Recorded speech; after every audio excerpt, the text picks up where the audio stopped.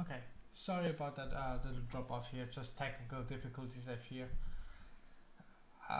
So, as I was saying, imagine playing any video gaming console, be it a PS4, be it Xbox One, or even your gaming PC or a Nintendo Switch, on a black and white TV. It wouldn't do you much because obviously today's technology has a lot of vivid colors, fast reaction speed, stuff that certain monitors or TVs weren't made for. So if you, for example, buy a 24-inch TV for $100 from Best Buy, which is made for business and office use, there's a good chance they might not support your high fidelity gaming. What I mean by that is the refresh rate of the monitor, the contrast, the depth of the colors from the monitor, and of course the refresh rate, your frames per second, or also known as FPS. So every gamer out there always is fighting about what is better, 30 or 60 frames per second, and then over the last 2 or so years we have seen more and more gamers wanting 144 frames per second because that is the standard higher end of gaming monitors. So um, what I'm trying to tell you is that you have to make an intelligent choice when picking not only by the dollar amount but also the quality of your monitor or TV. So if you are planning to get a PS5 or an Xbox One X series, you should start exploring either getting a gaming monitor if you're playing just like this guy is here, like 32-inch monitor I think I have here from Acer. Um, so if you play on a small format because let's say you're in an apartment, you're a college student, you don't want a huge big screen TV, consider a 27 to 32 inch gaming monitor, and I'm going to talk more about the specs exactly what. And if you're planning on a TV, all you have to do is cover your bases, and you're gonna look at around a 500 plus TV, unless you want to unlock the complete power of your gaming console. Then you're looking at anything from 1200 and up monitor. And when I say the like unlocking the full power of the gaming console, we're talking um, really getting 100% power out of it. So your console will always work its butt off no matter what. And um, so even if your monitor can't support it, your console still works like it can. There is no auto adjustment. So you might as well might enjoy the view, so to speak. I personally, like I mentioned here, have a 32-inch Acer gaming monitor, which was around $200 on a Black Friday deal. It served me pretty well. It definitely displays the 144 hertz frame rate, and on gaming PCs, not so much on consoles.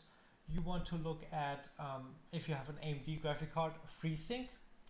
If you have NVIDIA, you want to look at G-Sync. So what these features mean is it reduces the tearing. So the faster your game can keep up, um, your monitor might have a refresh rate delay or so, and then you get this weird tearing. So you have like part of the graphic here, and then let's say it's a diagonal, and then the rest of the diagonal, instead of being right there connecting it, might be over here. So now you have one diagonal that's like offset. And AMD FreeSync for AMD cards and NVIDIA G-Sync for NVIDIA cards are reducing this tearing and other latency issues such as that.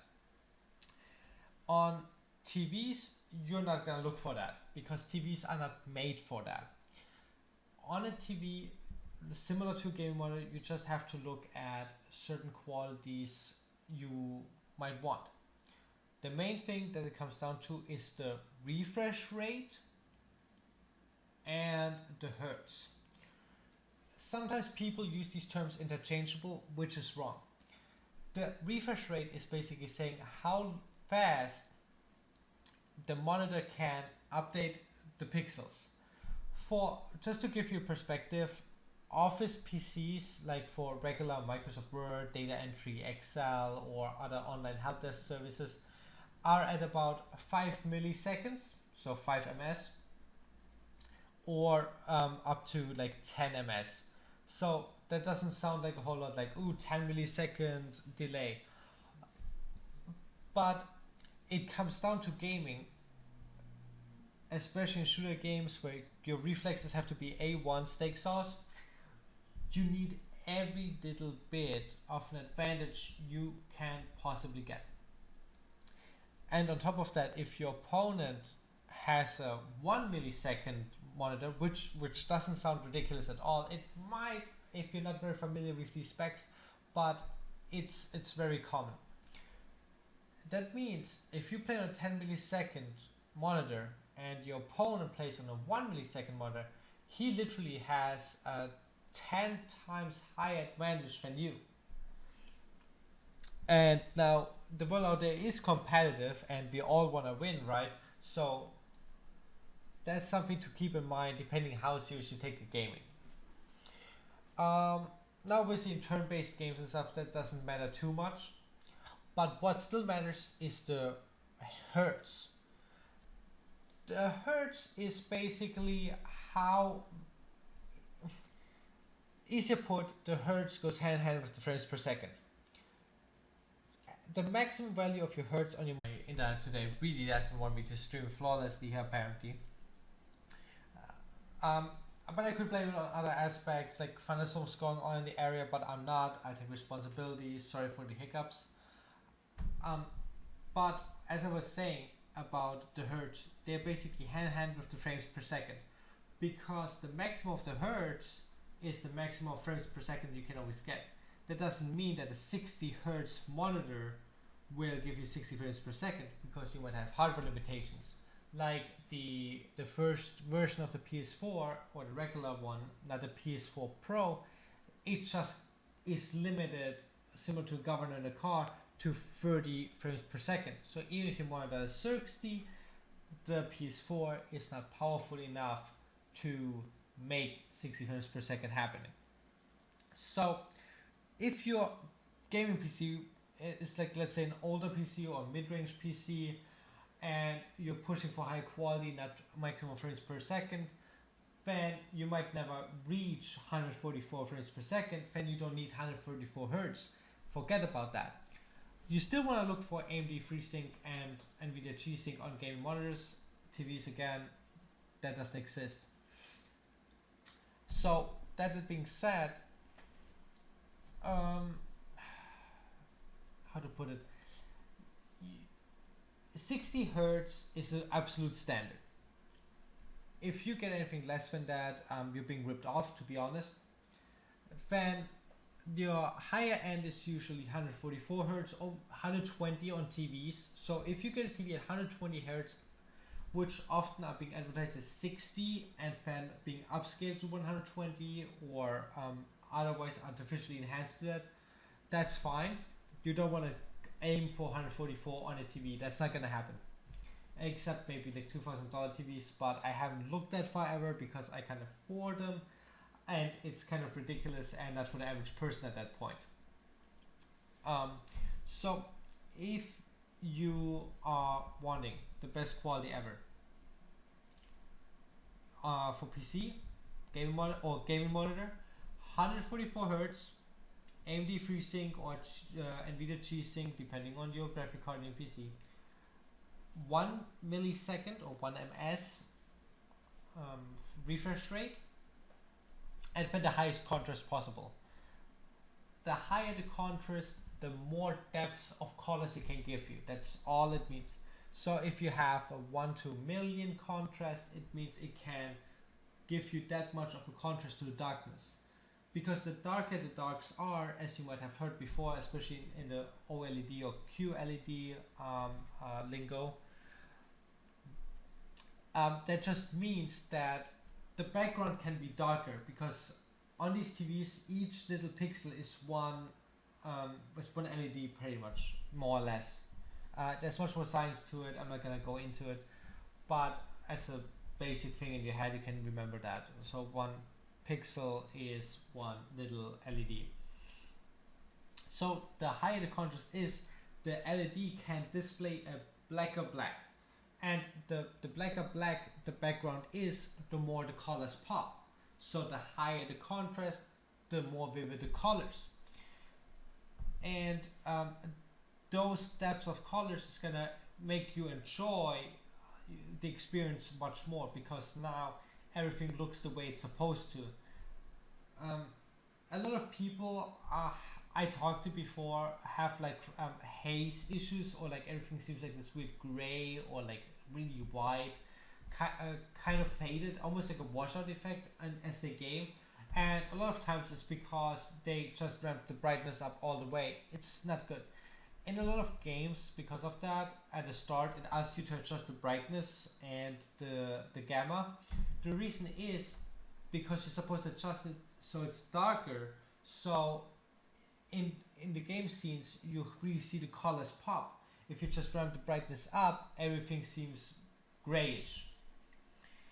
So on a TV, let's talk a little bit brands and price points. Scepter, let's start off right with which I believe is the Walmart brand. I'm not a big fan of, mostly because it's completely straight out made of China, completely budget built. It's not built for performance whatsoever. Vicious, on the other hand, I like, from looking at new models, a lot of them support 120 frames per second full HD. Some models of them, even in the $700-800 range, support 4K and even have smart TV capabilities built in, if that's something you care about. So that is pretty spot on. What I personally have is an LG OLED C8, and the C8 just stands for the 2018 model. So if you can't get a C8 and you want to see C9s, the C9 stands for 2019 model, which is last year's, which is still great. The 2020 model, which is even better with a superior processor built in to keep up with the frame rate of potentially a gaming console or PC, is called a CX. I don't know why they don't call it just the C2. Maybe there's an older series of that.